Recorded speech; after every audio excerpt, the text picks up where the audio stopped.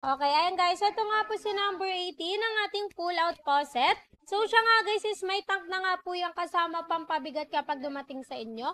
So, it means guys, kahit i-pull out nga po natin yan, babalik lang din po siya sa dating pwesto niya. And mat na nga rin yan guys na made of stainless steel. And of course, ito nga rin po mga madam is meron na nga po siyang 2 inlet for hot and cold. Yung kanyang pinaka-open na niya naman po pwedeng front, backward, both side.